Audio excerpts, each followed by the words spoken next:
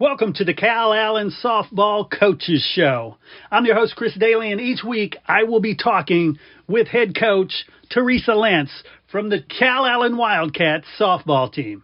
We will jump in right after these messages.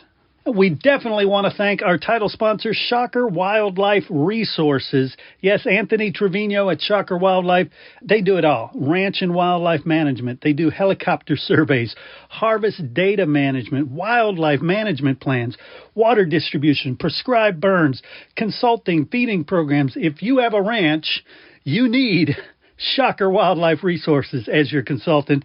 You can reach them by reaching out to Anthony Trevino, 361-850-0609. Yes, call Anthony Trevino at 361-850-0609. If you have a ranch, you definitely need to know Anthony. Caliber Collision understands how much you depend on your vehicle. Let their repair experts help you get back to what's most important. Caliber Collision and Caliber Auto Glass specialize in happy customers, expert repairs, and most importantly, restoring the rhythm of your life. That's Caliber Collision. You can find them at caliber.com.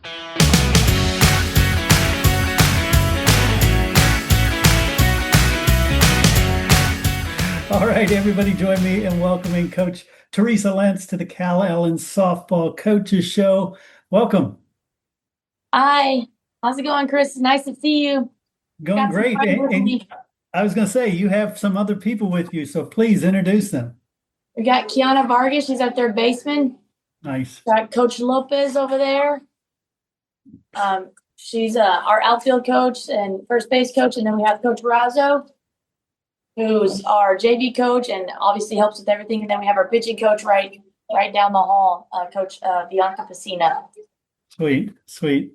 Well, when we spoke before recording the first episode, you asked me not to use the term three-peat because I wanted to talk about it right then. But now I can. Congratulations. Well, thank you. Yeah, no, just trying to make sure we just stay, focused on what we need to work on first before we get too ahead of ourselves. But yeah, it's something that we definitely were working for. We were thinking about and pushing for. We just didn't want to talk about it too much. Oh, I get it. And yeah, we don't want to jinx things. So let's talk about the Andrews game, because that is the game that finally got you the three-peat. And it started off a little bit of nothing, but then it exploded. So explain the flow of that game. I think at first we knew Jordan was going to be something they possibly hadn't seen before. No matter how much you prepare, there's no way you can necessarily be ready for a pitcher like Jordan. And so she came in, she did her thing. We batted first, didn't really get going like we usually do. Maybe BB gets on, Brooklyn gets on, or Kylie, sparks something that didn't really happen. So kind of like, okay, whoa. But I think we all had no doubt and we had faith that our defense and Jordan was going to come in and kind of, pack a punch. So she did that and set the tone right back at him.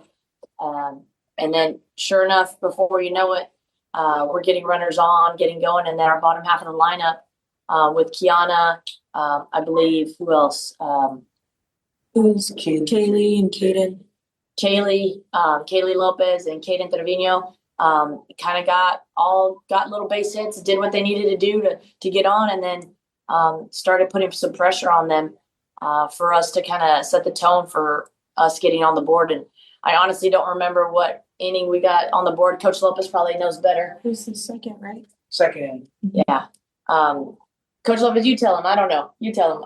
Yeah. You know the stats better than me. I honestly don't know. Yeah, it was Audrina Alvarez. She got a double to start up on the top of the second, and it just kind of went from there. I think we had a walk in that inning as well, and it was just kind of a one after another, finding a way to score and putting the ball in play. Nice. And I guess each of the coaches, tell me when you knew hey, we got this thing? When did we know who got it? Yeah.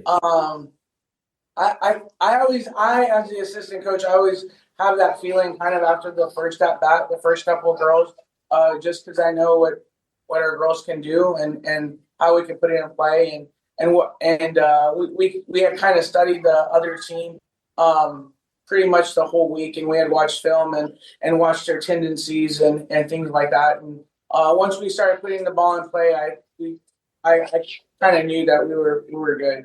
Girls were comfortable. They were up in the morning before we were all up. That's true. Downstairs, ready for breakfast. We gave them a time, and by the time Coach Pacina came back upstairs, she said all the girls are ready to go. They had gone early to breakfast because they were there that eager. So I think that kind of set the tone for the day, and we were good to go. And that's so funny. I was in charge of room checks because we were split up, and normally I'm not. And I had to, wake up the girls. Well, my alarm was going off, but for whatever reason, it wasn't going over my app. I guess my Calm app rained. And so the girls were worried, and they were already awake. And I accidentally slept through my alarm.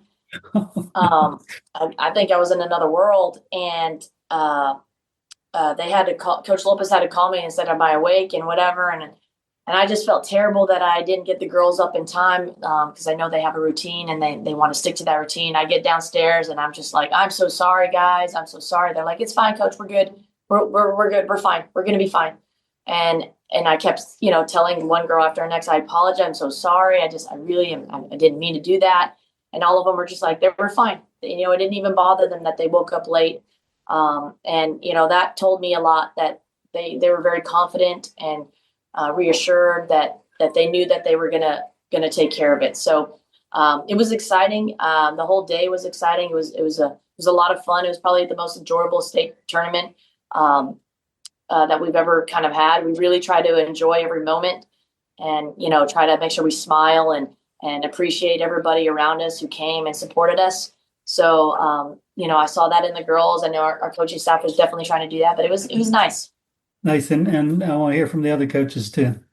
I think we were pretty confident after we played Liberty that if we faced Liberty and we came out on top, that we were pretty confident going into the next round. So it was something that we talked about all year, that we can three-peat where we had everybody coming back. So they've had the experience, and I think experience is the biggest key when you go into the final game to play for state. So I think experience is a big key, and we've had players that have been in big situations, and playing Fredericksburg and playing Liberty was a good test for us to see us know that we could do it. And they're pretty confident all week preparing for our final game against Andrews.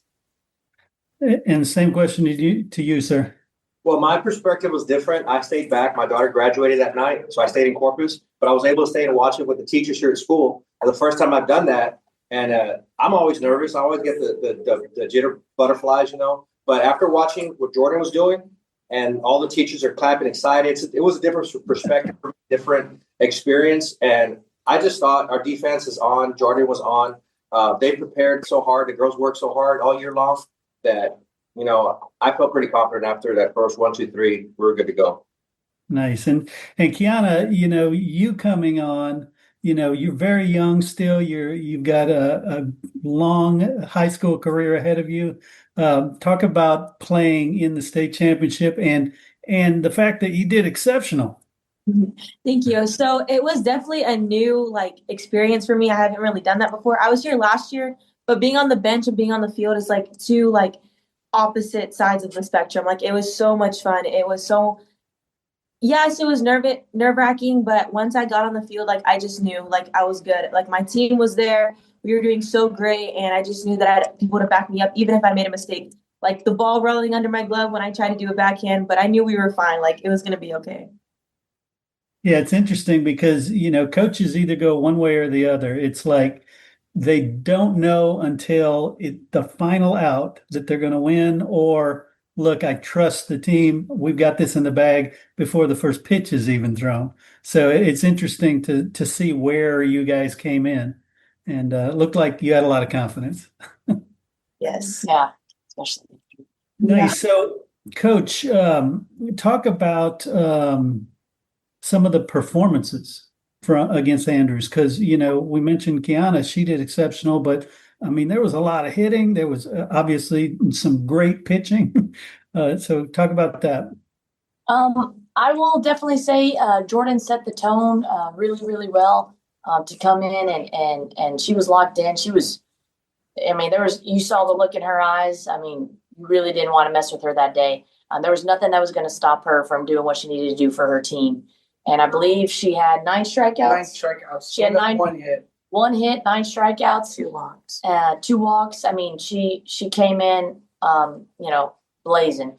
And, we needed that from her on that defensive side, just to set the tone and to give us the confidence we need on offense to just be comfortable and put pressure on them. And on the other side, I was super, super proud of the way our entire lineup stepped up. I mean, it wasn't just certain people that did it for us. I mean, everybody in the lineup was contributing and doing what they needed to do. Base hit, double, grand slam by BB. Audrina had a double, just hitting the ball hard and in a way that I'm sure that they possibly weren't used to. Whether we needed to try to put a sacrifice bunt down or whatever, they were willing to do that. They were selfless. They understood what the goal was, and however we needed to do it, they were ready to do it. I love the focus, the execution, and the confidence that they showed up with on Friday. And it was something that was really, really amazing. But I'll be honest, it's not a surprise, only because we've worked and pushed all season long for this opportunity and for this moment. And it came through. It came through. And hats off to Andrews for playing a great game and to getting there. And they have a great team, and they're they did something special for their community, and we understand that. We've been there too, so I'm sure it's the start of something special for them and their community. But and also, Liberty was a tough opponent that helped us prepare for this, and even to the rounds prior, to the Needville, to Davenport, to Fredericksburg. All of those teams had a lot of amazing players that, for us to get through those rounds, it only made us better. So it was all, I think, part of God's plan and just a process that we needed to go through as a team for us to be prepared to I guess, execute and to come through when we needed to. I love that. And if you could, each of you kind of go through, think about the senior class, what they meant to you, the relationships, and what you're losing there in terms of senior class. So we'll start with you, Coach, and we'll just go around the room. Oh, man. We have Brooklyn Metter and Bianca Gonzalez. And Brooklyn, she's special. She's real special. She can play anywhere. She gives it her all. She, is super strong, super fast, super explosive. And she's very dynamic with her play. So whether it's at the plate or she's, hitting bombs or she's hitting, balls in the gap and she's able to steal bases like nothing, whether it's on the field, at shortstop, covering ground, making the routine play, just making it look really easy.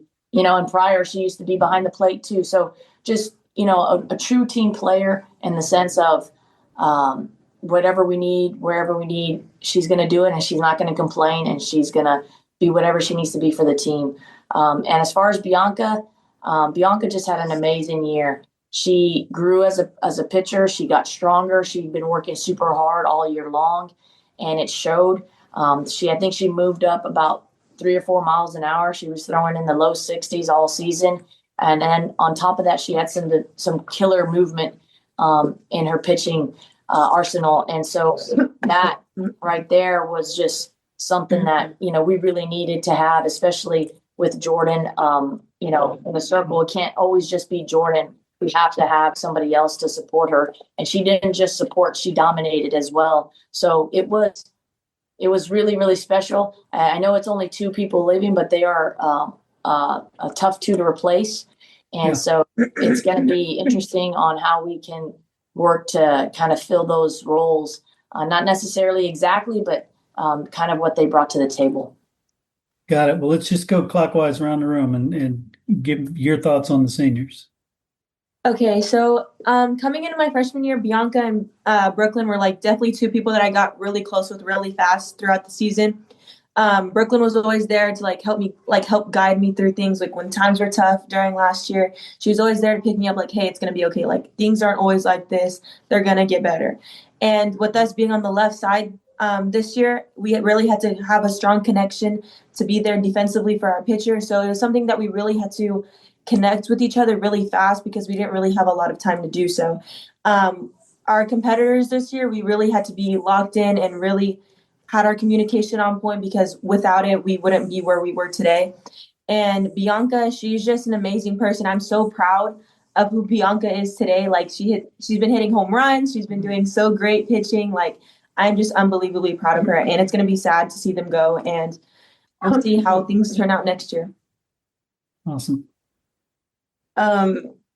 Where to start? These two seniors have been with us, Bianca, 2 years.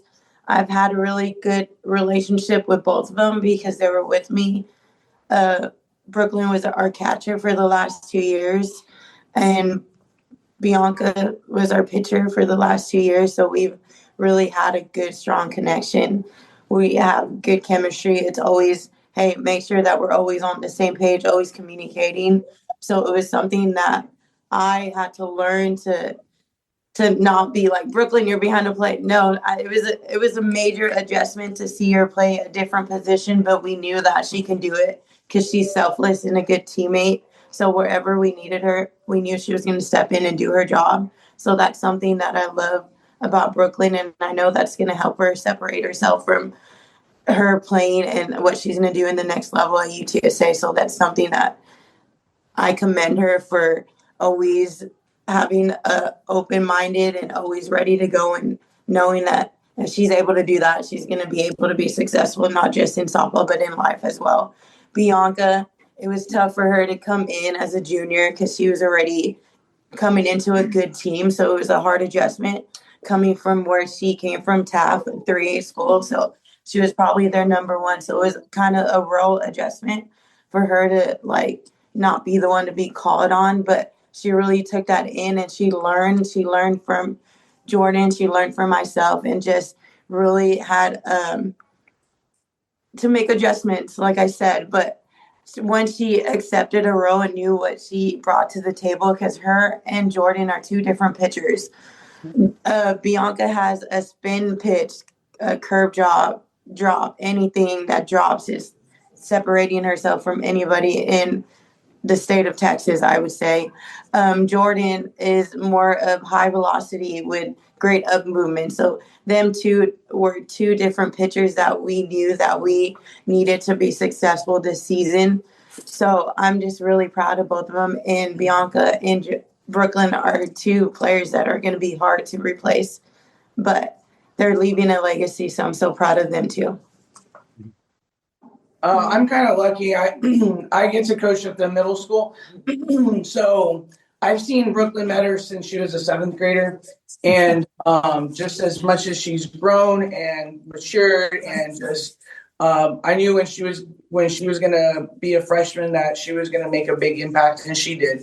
And she's just, after her injury, she came back, and she could have been defeated, and she wasn't. She worked harder and came out and did what she needed for her team. And it's going to be a huge loss. I looked at offensive stats last night, and she pretty much led our whole team in every stat except for batting average and stolen bases offensively. So it's going to be a big gap to fill. On the offensive end and on the defensive end. Bianca, she's 16-0 this year. for a career. I think she came to Calallen with over 300 strikeouts. She surpassed 600 when we played Meadville. So having those two caliber type of pitchers is just, we wouldn't win state the last 2 years without having that team of pitchers that we have. So it's going to be hard to fill that space, but I think we'll be okay. And I think they're going to be great. Hopefully being in our program, they'll be great people out of school and in their future. Yeah, and I'll echo the same thing. Outside the accolades they get on the field, in the dugout, great teammates, very coachable, respectful. Outside of the field, they're going to be great people, and we always look forward to seeing what they can do after high school and becoming the people they're going to be. And I think looking back on their experience, I know we will say that they're going to be awesome people in the future and make an impact wherever they go. Excellent. And Coach Lentz, because you're only losing 2, the cupboard is definitely not bare. You've got some great talent. You've got people like Kiana that are going to step up. You got Jordan coming back. Talk about how you put together another winning squad, because I know you're already working on that. Yeah, it's just a matter of kind of trying to fill in those puzzle pieces. We still definitely don't have all the answers to how we want to approach next season. But the more we start getting together and seeing how the girls play this summer and fall, will give us a better idea of what we got and what we got to work with. But I think it's a good. We're in a good place. I think the girls are excited about next year, next season. They understand that, if we want to do something again, I know they have that we've got to keep putting in the work, and we've got to continue to get stronger, get faster, and get better. And however we can, whether it's experience, lifting, running, coming together as a team, kind of all of the above, and putting ourselves in the mix. And hopefully in the end, we get kind of down to the end, and we're in there, and then it comes down to a fight. And so I know these girls, they know how to battle better than anybody. And so they're going to bring a lot when the time comes. Hopefully everybody takes care of business, and God willing, we'll put ourselves in the mix in the end, and hopefully we can do another one. I love that. Well, Coach, again, and everybody there, thank you so much for a great season. I've enjoyed every second of it, and now I can shout from the rooftops, three-peat. and we'll get to work on next season already. Yes, sir. Thank you so much, Chris. This was fun. Bye. Thank you.